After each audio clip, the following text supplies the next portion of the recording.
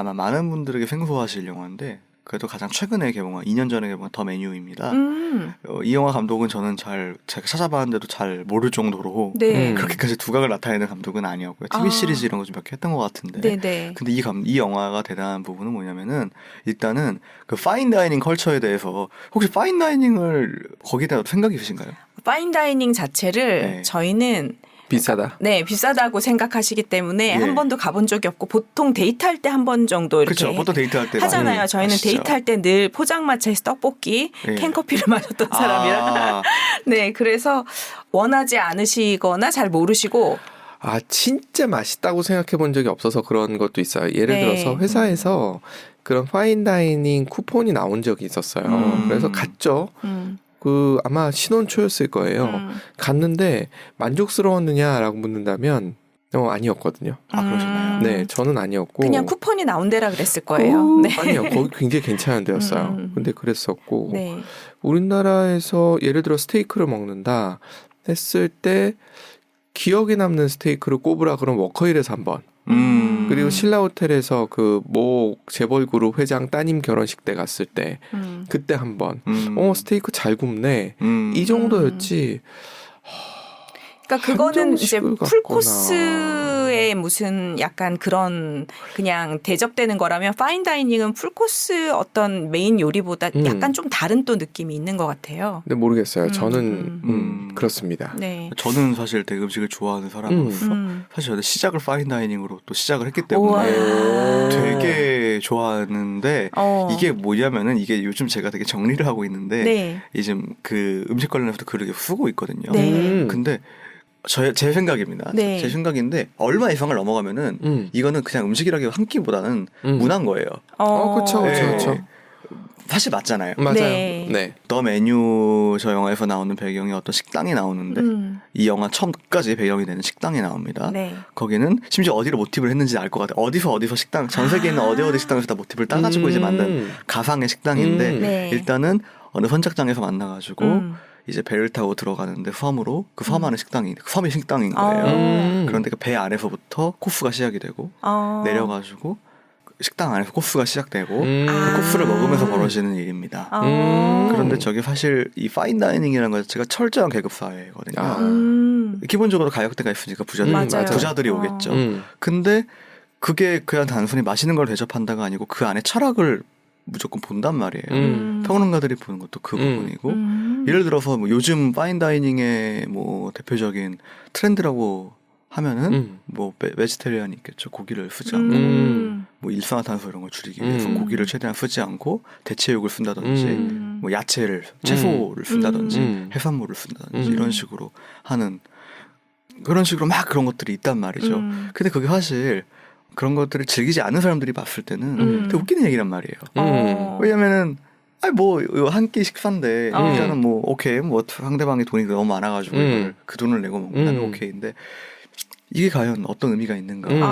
이게 이거는 뭘 넣고 해가지고 어떻게 했는데 그럼 이게 과연 어떤 의미가 우리한테 있는가? 그리고 이게 과연 평등한가? 이런 여러 가지 뭐 의제들이 있잖아요. 그쵸. 네, 그것들에 대해서 정말로 직설적으로 보여주는 영화입니다.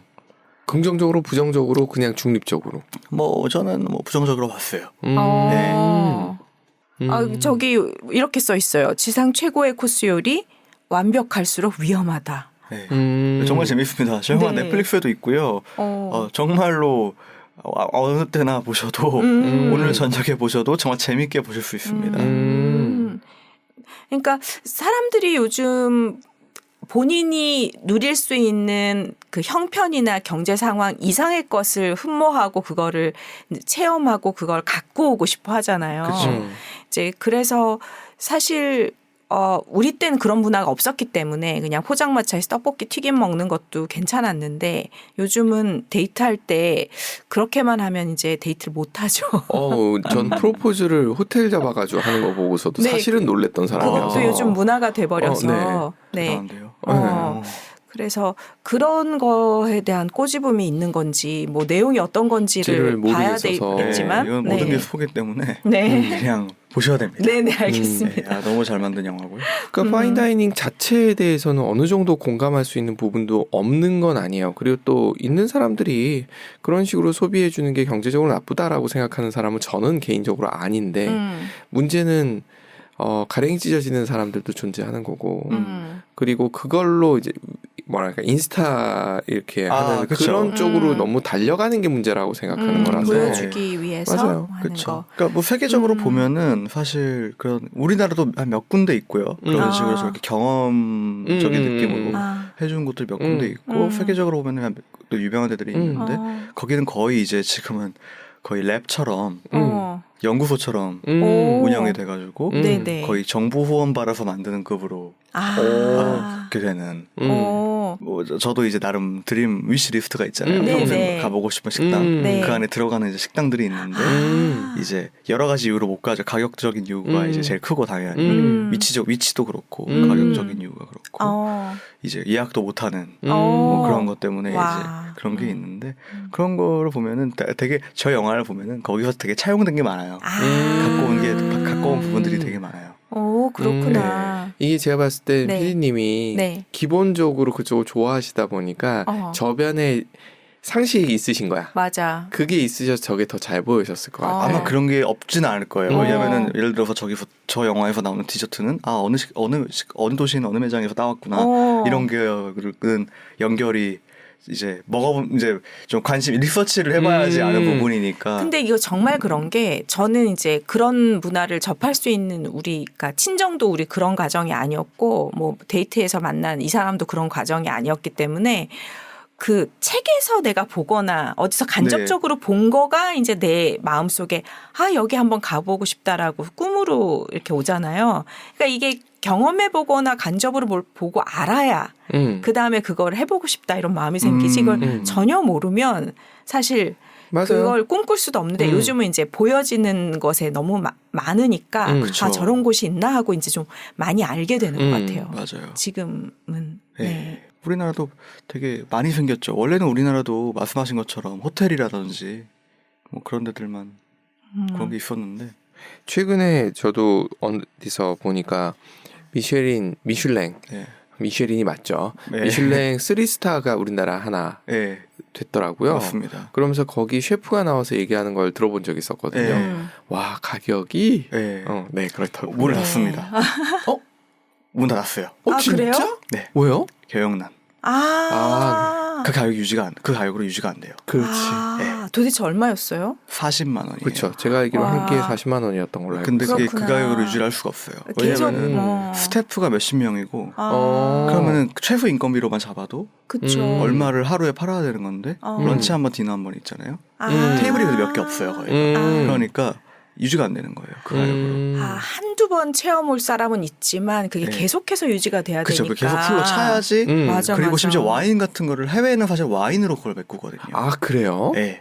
해외 같은 경우도 제가 아까 전에 말씀드렸던 그 드림 리스트 중에 가장 제가 봤을 때 이 영화에서 많이 차용을 했던 것 같은 덴마크의 코펜하겐의 노마라는 곳이 있는데 거기는 거의 10년 그냥 전 세계 음식계를 바꾼 정도로 엄청 영향력을 끼치는 곳이거든요. 근데 거기가 인당 130만 원인데 이 경영난으로 문을 닫았어요. 뭐 그럴 수 올해까지예요. 있겠다. 왜냐하면은 그 스태프들이 50명 정도 되는데 그 중에 원래는 스타주라고 유명한 식당에 공짜로 무임금으로 들어와가지고 인턴처럼 배우는 그런 사람들로 운영이 많이 됐었는데 법적으로 그게 다 바뀌면서 경영난이 들어오니까 문을 닫은 거예요. 그렇구나. 열정 페이를 받아가지고 해결을 했었는데 그게 이제 법적으로 최저임금을 갖다 대니 망했다. 참네. 그렇죠. 같이 판단하기가 어려운. 이게 참 그런 거죠. 그러니까 이게 공급과 수요의 법칙에 의해서 어느 정도 수요가 있는 적정선의 가격대가 아니면 이게 계속 유지되기가. 근데 그 적정선이라는 거 말 자체가 한 끼에 130만 원 이게 적정선이냐라고 묻는다면. 그렇죠. 그러니까 이거는 약간 예술의 경지인데 이걸 어떻게 가격을 매길까 참 애매하네요. 지금 말씀하시는 걸 쭉 들으면서 전 파인다이닝의 개념이 없다가 지금 잡았어요. 이거는 음식으로 보면 안 된다. 맞아요. 그렇게 봐야지. 이걸 음식으로 보니까 이게 비싸다 말다 얘기가 나오는 거고 그렇죠. 그걸로 이제 허세가 나오는 건데 이걸 컨셉을 바꿔버려서 이거는 그냥 스페셜한 문화 체험이다라고 얘기하면 얘긴 달라지는 거잖아요. 그렇죠. 그렇죠. 네. 제가 음식에 대한 거를 잘 이렇게 꿈으로 그려보지 못하다 꿈으로 처음 그려본 게 뭐냐 하면 무라카미 류라는 분의 소설 중에 달콤한 악마가 내 안으로 들어왔다는 책이 있어요. 이 책이 어떤 책이냐 하면은 이분이 약간 좀 농도는 외설적인 게 좀 들어가긴 해요. 네. 약간 남녀를 들어가서 이렇게 외설적이긴 하지만 그 내용 자체가 어떠냐 하면 전 세계의 곳곳의 여행지에서 맛있는 음식을 먹는 게 계속 단편 소설처럼 들어가 있어요. 소설이거든요.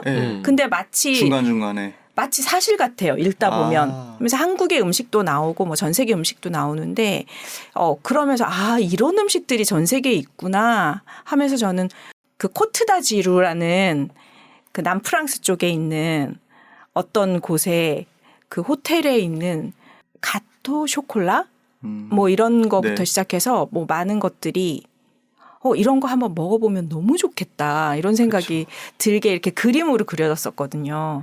근데 결국 그곳에 가서 또 못 먹었어요. 딸내미랑 같이 갔는데 야 이건 너무 좀 비싸다잉 이러면서 또 안 먹게 됐는데 이게 글로 딱 봤을 때 네. 저도 판타지가 있잖아요. 네네. 저도 아까 전에 말씀드렸고 덴마크 거기가 시그니처가 개미거든요. 개미? 네, 우리가 아는 개미요. 엔트. 개미를 꿀만 먹여 개조를 시켜가지고 간개미를 만드는 거예요. 달고 신 개미를 샐러드에 섞는 거예요. 살아있는 거예요. 그럼 그걸 이렇게 집어서 먹는 거예요. 뭐 산낙지 먹는 거 뭐 이거 뭐 우리나라 최근에 개 어쩌고저쩌고 얘기 나오더니 이건 뭐 하는 겁니까? 네, 음식 중에 참 어떻게 보면 엽기적 다양하기도 하고 그 거의 간도 푸아그라도 마찬가지잖아요. 맞아. 네. 간을 붓게 만든다. 네. 맞아요. 그러니까 참 재밌는 거죠. 네, 그러네요. 그래서 더 메뉴에 도대체 그런 어떤 얘기가 또 쇼킹한 것도 많고 생각이 많아지는 영화입니다. 재밌겠다. 저 영화는 한번 그냥 쭉 해석을 해주셔야 될 것 같아요. 음식마다. 네, 이거 어디서 어떤 음식이고 이런 거 쭉 해석해 주시면. 사실 음식은 이제 뭔가 음식이 메인이지만 그 뒤에 무시무시한 게 많은. 저 뒤에 서 있는 사람들의 그 표정으로 봐서 저 안에 진짜 뭔가 그냥 음식 이외의 내용들이 담겨 있을 것 같은 그런 분위기를 주네요. 꼭 한번 봐보시기 바랍니다. 네. 오늘 또 기대를 하게 만드시면서. 네.